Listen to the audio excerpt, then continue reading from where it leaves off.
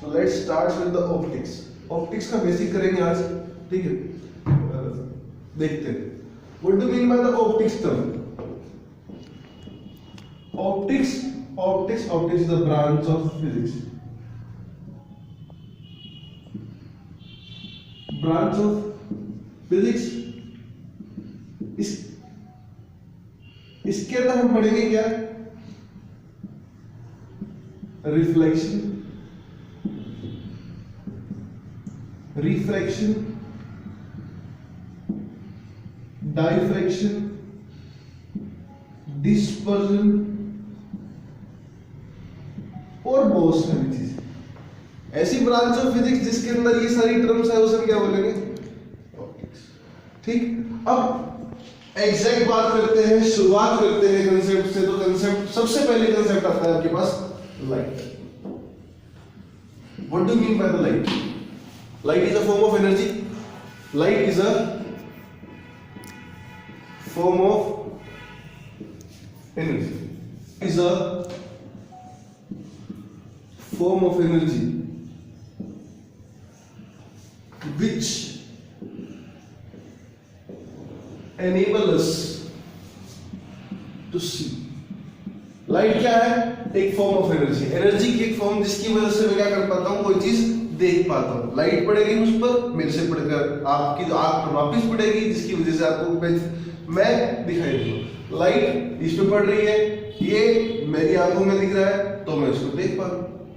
Simple सी बात, ठीक है। अब बात करते हैं दो चीज, लाइट इसके लिए रिलेट क्या करता है, दो चीजें हमारे पास। एक होता है ऑब्जेक्ट और एक होता है सोर्स।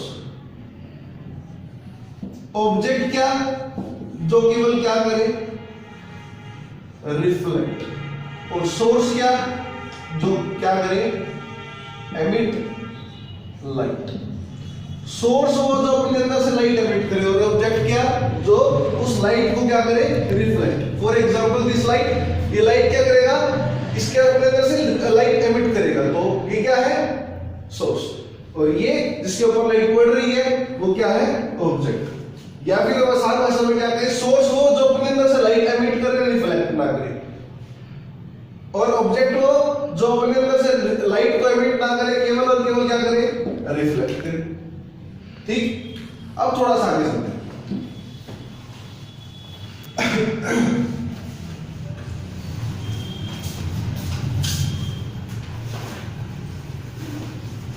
अब हमारे पास मेन काम आता है मिरर्स। मिरर्स कितने तरह के होते हैं, मिरर्स होते हैं दो तरह के। मिरर्स दो तरह, पहला प्लेन मिरर और दूसरा स्फेरिकल मिरर। प्लेन मिरर जो आप डेली यूज में काम करते हैं, ठीक है, जो ड्रेसिंग टेबल होता है वो ऐसा होता है। इसके पीछे किसकी कोटिंग होती है, सिल्वर नाइट्रेट। इसकी होती है सिल्वर नाइट्रेट की। क्यों सिल्वर नाइट्रेट की, क्यों, क्योंकि it is a best reflector of the light. क्या है ये, बेस्ट रिफ्लेक्टर किसका, लाइट का। That's why it is used for the coating, back side पे कोटिंग के लिए इस्तेमाल होता है। ठीक है, ये आपके सामने सबसे पहले ये क्या है हमारे पास, प्लेन मिरर। प्लेन मिरर के सामने मैंने क्या एक ऑब्जेक्ट रख दिया, सामने बिल्कुल आमने सामने ऑब्जेक्ट रखा है। एक बात हो, प्लेन मिरर काफी इंपॉर्टेंट है समझने के लिए, आसान है, नॉर्मली हम इसको हटा देते हैं, लेकिन काफी इंपॉर्टेंट भी है। ठीक है, फॉर एग्जांपल जिस तरीके से आप 10th क्लास में पढ़ते थे, प्रिंसिपल एक्सिस है, वो ऑब्जेक्ट है, ठीक है। तो प्लेन मिरर की एक खासियत ये है कि जितना बड़ा ऑब्जेक्ट है उतनी ही बड़ी इमेज बनेगी, जितनी दूरी पर ऑब्जेक्ट है उतनी दूरी पर ही इमेज बनेगी। कैसे, ये देखते हैं, ये पैनल कहीं जैसे जाएगी वैसे वापस आ जाएगी, तो मतलब क्या, इमेज मेरी कहाँ गई, ऐसी हो जाएगी। ठीक, और ये इमेज, ये रे मेरी कहाँ गई, पोल पर, पोल से कहा जाएगी, रिफ्लेक्ट होकर वापस जाएगी। According to the law of reflection, अभी फोकस करेंगे, लॉ ऑफ रिफ्लेक्शन पढ़ेंगे, पर लॉ ऑफ रिफ्लेक्शन पढ़ने से पहले मैं आपको बता दूं, एंगल आई एंगल आर के बराबर होता है, लाइट रिफ्लेक्ट बैक करती है। ठीक, तो ये हो जाएगी पीछे को, और ये मेरी इमेज बनेगी। खुद देख सकते हैं, जितनी दूरी पर ऑब्जेक्ट है उतनी दूरी पर इमेज बनेगा। प्लेन मिरर इसी का नाम है। अगली बात, वापस आते हैं और शुरुआत करते हैं किससे? रिफ्लेक्शन से। लाइट पड़ा, light is a form of energy which enables to see. Mirrors पड़े दो तरह के, एक प्लेन और एक स्फेरिकल। प्लेन मिरर के बारे में मैंने छोटा सा डिस्क्रिप्शन दिया, आगे कंटिन्यू करेंगे, बट पहले किस पे आते हैं? Reflection. Reflection the phenomena of bouncing back of light.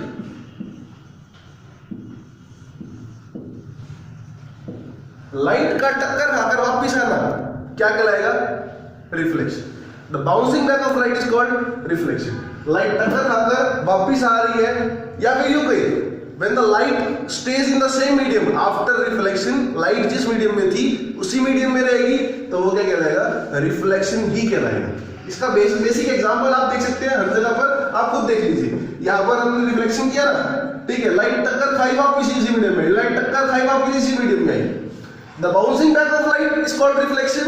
और सीधी बात करें, लाइट जिस मीडियम में से चली थी उसी मीडियम में टक्कर खाकर वापस आते हैं, तो वो भी रिफ्लेक्शन ही होगा। क्लियर? अब इसके अंदर क्या करेंगे, दोबारा से करते हैं कि रिफ्लेक्शन क्या है। Reflection is what? Again I am telling you, reflection क्या है? Reflection is the phenomena of bouncing back of light. Light का टक्कर खा के वापस आने की प्रक्रिया को क्या बोलेंगे? रिफ्लेक्शन। जब लाइट एक मीडियम से चले उसी मीडियम में वापस आ जाए तो उसे क्या बोलेंगे? रिफ्लेक्शन। आप पढ़ते हैं, फिर देखिए लाइट टक्कर खाई, ये आपके पास मिरर है, वापस आ गया है, इस मीडियम में नहीं गया, इसी मीडियम में वापस आ गया, रिफ्लेक्शन। टक्कर खाकर वापस आने की प्रक्रिया को क्या बोलेंगे? Reflection. The phenomena of bouncing back of light is called reflection. है वेरी क्लियर? अगली बात, रिफ्लेक्शन के दो लॉज ऑफ रिफ्लेक्शन। पहला लॉ क्या कहता है?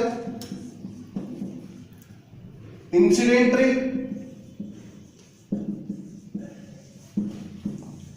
reflected ray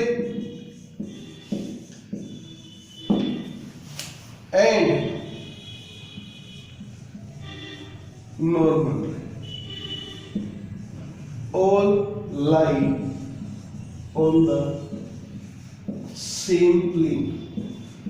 अब आपके सामने तीन वर्ड्स आए, इंसिडेंट रे, रिफ्लेक्टेड रे और नॉर्मल। सबके ऊपर बात करते हैं, पहले इन तीनों पर बात करते हैं। ये मेरे पास प्लेन मिरर, ये मैंने पॉलिश कर दिया, ये प्रिंसिपल एक्सिस। अब पॉइंट आता है कि इंसिडेंट रे कौन सी? जो ऑब्जेक्ट से आएगी वो इंसिडेंट रे, जो टक्कर खाकर वापस आएगी वो कौन सी? Reflected ray. जो आ रही है वो कौन सी? Incident ray. जो जा रही है कौन सी? वो कैसी है? Reflected ray. और जो ये, इसे क्या बोलेंगे? Normal. Normal is an imaginary quantity. ये आ रही है, ये जा रही है, जो आ रही है वो इंसिडेंट रे, जो जा रही है वो रिफ्लेक्टेड रे। कोई बड़ा इशू नहीं। तो पॉइंट ये है कि इंसिडेंट रे, रिफ्लेक्टेड रे और नॉर्मल रे तीनों कहां में मिलेंगे? एक ही प्लेन पर अप्लाई करेंगे। ठीक है, और भी रे आती है, ये रे। तो ये इंसिडेंट रे, ये reflected ray. The point is what is रे? रे, a single beam, sorry, a single line having a arrow is called रे। एक सिंगल लाइन जिसके साथ एरो है, मतलब वो क्या है? रे। अगर कई सारी आ जाएंगी तो वो क्या बन जाएगी? क्या बन जाएगी? बी। ठीक, am I clear? And the second law, law number 2, law क्या कहता है? Angle I is equal to angle R। कुल मिला के जो स्टेटमेंट लिख देते हैं, क्या? Angle of incidence is always, in the case of reflection, here we use the term always, is always equal to angle of reflection।